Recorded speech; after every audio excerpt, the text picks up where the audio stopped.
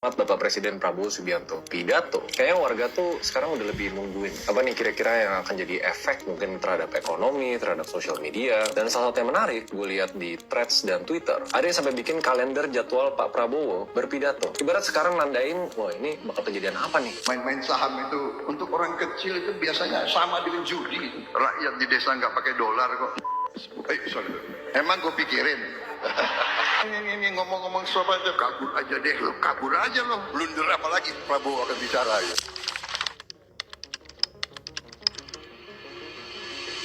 Dan kalau ngeliat sejarah, 16 Mei 2026, rupiah gejolak. 20 Mei 2026, IHSG anjlok dalam satu sesi. 24 Juni 2026, trending di Twitter, IHSG merah lagi. Sebenarnya ada yang bilang, ya kebetulan aja, cocok logi. Market emang nggak baik-baik aja. Tapi ini kelihatan pola yang berulang selama 17 bulan terakhir. Tujuan video ini adalah untuk gobrok ini, bukan untuk merendahkan seseorang atau untuk menyalahkan sepihak. Ini murni analisa pribadi, dan mungkin bisa ngejawab pertanyaan-pertanyaan netizen tentang kenapa Pak Prabowo berpidato dengan cara yang sekarang. Salah satu yang gue ingat, di 4 Desember 2024, Pak Prabowo itu pidato di sidang Tanwir Muhammadiyah Kupang. Itu di tengah sambutan resmi kepresidenan, beliau pernah bilang, main-main saham itu kalau orang kecil pasti kalah. Itu untuk orang kecil sama dengan judi. Main-main saham itu kalau orang kecil ya pasti kalah. Itu untuk orang kecil itu biasanya sama dengan judi itu. Mungkin kebetulan IHSG melemah, tapi OJK sampai harus keluarin pernyataan resmi, investasi saham bukanlah judi. Presiden ngomong A, lembaga regulasi keuangan harus mengcounter pernyataan presiden. 16 Mei 2026, rupiah udah tembus 17.500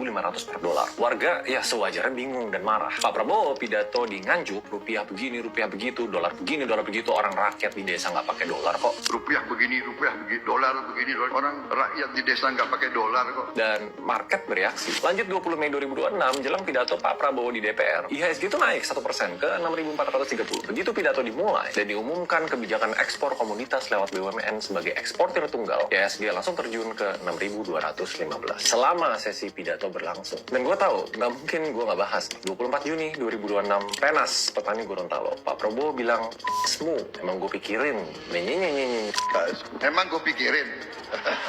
Daripada Ya, viral itu di Twitter. Mungkin kebetulan IHSG langsung merah besoknya. Dan netizen tuh sampai ada yang nge-timestamp in gimana pergerakan Pak Prabowo pidato. Terus dibandingin sama keadaan pasar dari jam 9 pagi sampai jam 2 itu kayak gimana. Nah, ini tuh menarik. Kenapa? Karena di atas semua itu, approval rating Pak Prabowo turun dari 80,9% di Januari 2025 sampai ke 59,75% di Juni 2026. Pertanyaannya kenapa? Gue pernah ngobrol singkat lah sama salah satu temen gue. Masa tim PR loh? Masa nggak di-brief dulu tentang apa yang diomongin? Video ini mungkin nggak aman, tapi menurut gue fenomena ini itu sesuatu yang sangat amat layak untuk dibenahi. Tapi sebelum gue jelasin kenapa, ada satu dulu yang dibedah, sesuatu yang sering dilakukan orang. Kenapa ini bisa terjadi terus-terusan?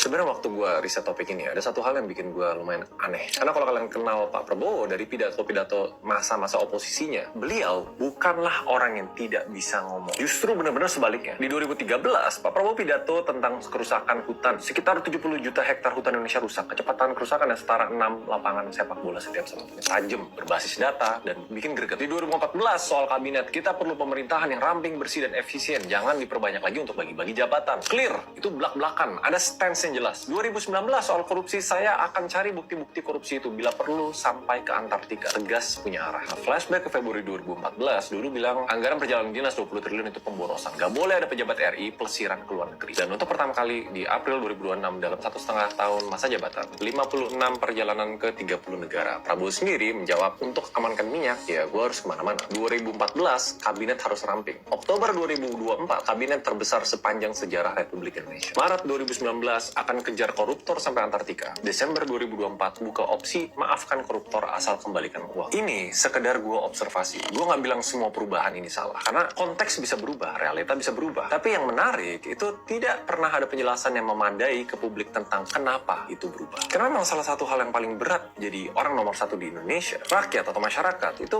ingat apa yang pernah dijanjikan. Dan pas dua hal itu nggak nyambung, tanpa ada satu narasi yang menjembatani, oh karena begini, yang tumbuh itu bukan trust, tapi yang tumbuh itu tanda tanya. Karena kalau menurut pakar komunikasi dari Universitas Padjadjaran, Kunto Aji Wibowo, disebut sebagai komunikasi yang defensif dan reaktif.